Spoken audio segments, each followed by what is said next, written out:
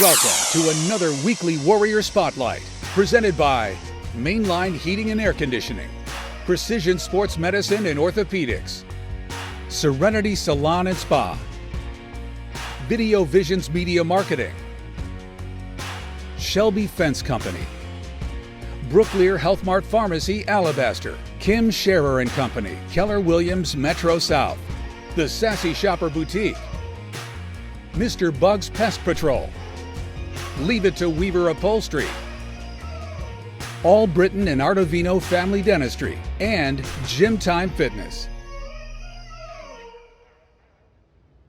Look, I'm going to say it once and I'm going to say it 1,000 times. I failed this team last year. I was so worried when I came in because I was here already, and the expectations was to come in and change the culture per se, but I felt that I needed to first change myself, and I was so worried about changing them physically that I didn't work on the most important part of it. And so after the season was over, everybody knows what happened. We were one game away from making the playoff, and everybody, and people call me and say, "Hey, dude, you did a great job," and it's your first year. You still won. The last game of the year against Hoover still mattered, which was great, but we didn't get it done. That's plain and simple. We didn't finish. So, after some mental depression and think about, our jobs, our coaches is tough. Our job as leaders is tough. I mean, leadership is lonely. Like, you move in back to the place you call home, but it's not the same. I'm not Frankie anymore. Now I have to work with parents and their babies' playing time and friends that I thought were friends. That it's different. It's different when you move into the place that you go. Look, this is the place that my coaching career started, and I'm planning to be my last coaching stop. My expectation was to come home to a kumbaya, and it wasn't that way. So it affected me mentally and my family, to be honest.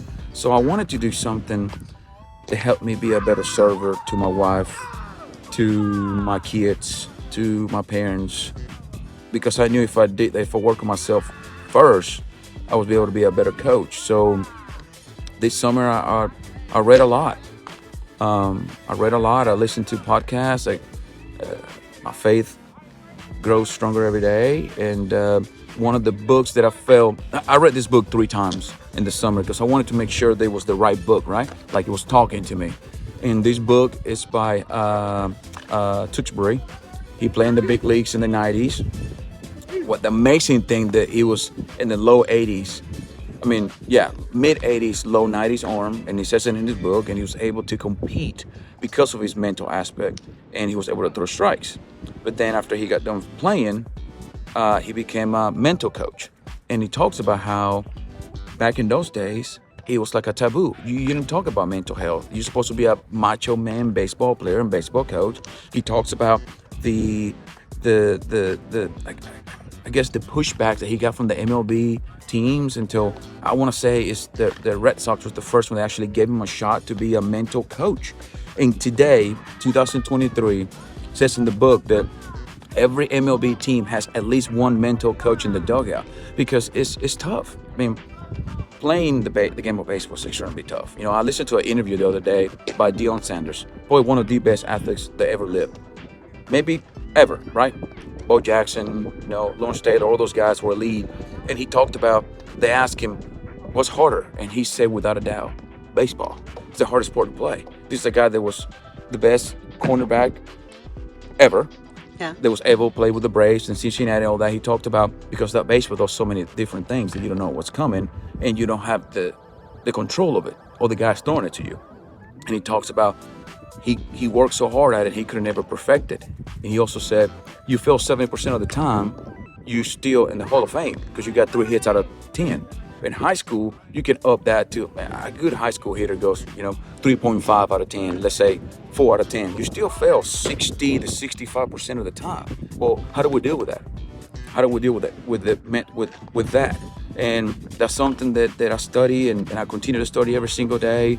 And I study how to react to negative things that happen as a coach.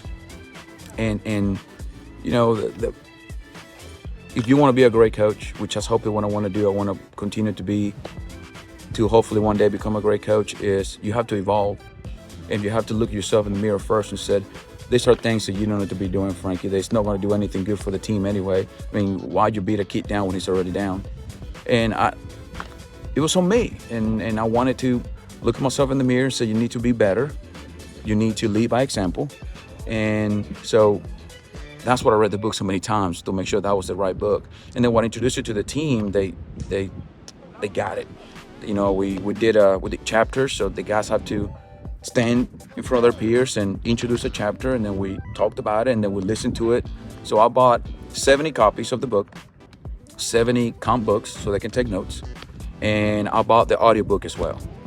So they only presented the chapter to their peers, but also after that we listened to the chapter, and then we talked about it, and then I gave my notes, and then they gave each other's notes. So there's so much content, information in that book that I feel like it was the turning point. Mm-hmm. And then it talks about how hard it is to continue to do the mental aspect. So we do it every day. It's the most important thing we do every single day. Some days we don't play defense. Some days we don't hit, but we do mental training every single day. Every single day we do some type of 5 to 15 minute talk about what we're going to do today, how we're going to approach it, and how can they approach it in their life. Because at the end of the day, sure, look, winning is important, and I understand being the head baseball coach at Thompson High School, winning is important. You know, when you got the wrestling team, the soccer team, the basketball team, our football team is ranking the nation back-to-back state champions. You know, our softball team won it last year. I understand. I'm not a fool. I understand that it comes with the pressure of winning, but let's define winning, right? Winning baseball games is great, but how about in 10 years when they come and tell me they're a doctor, physical therapist, and this is my wife, and this is my kid, Coach P, everything you did for me, I appreciate it. That's much greater, right? But if you take care of that mental aspect, you're going to win baseball games by default because they know how to deal with failure. And I think I knew it was going to be something special after the first PBR event that we did in the weekend. We played a Mount Brook team that's playing great right now. We played a Chelsea team that should be the top 10 team the other day. And we played Gardendale, which also beat a very good 7A team the other day. And we were behind or tied going to the last inning. We were able to come back and go 3-0 that weekend. That's when I felt like the guys were like, whoa, this thing works. Like, we did not freak out. We were behind each other. We were able to get the big hits, and our mental stay level. So now it takes care of himself, right? Because a lot of things are taken care of when you win. You know, winning is fun, but they're like, well, we're winning, so obviously it must be working. So now they're policing each other, right? It's a player-led team. If I have to be on them every single day, it's not going to work. At the end of the day, we're going to be good, but we're not going to be great.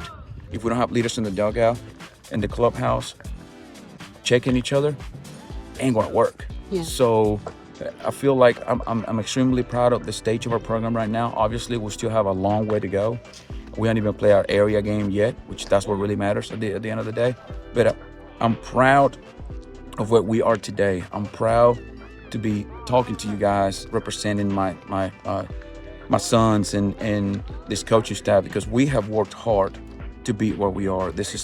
We haven't cheated anything. We have worked. We have put the work in mentally and physically to be where we are. And look, as a coach, I'm just letting the lineup and let them go now. So, thanks for watching another weekly Warrior Spotlight presented by Mainline Heating and Air Conditioning, Precision Sports Medicine and Orthopedics, Serenity Salon and Spa, Video Visions Media Marketing, Shelby Fence Company, Brooklear Health Mart Pharmacy, Alabaster, Kim Scherer and Company, Keller Williams Metro South, The Sassy Shopper Boutique, Mr. Bug's Pest Patrol, Leave It to Weaver Upholstery, All Britain and Artavino Family Dentistry, and Gym Time Fitness.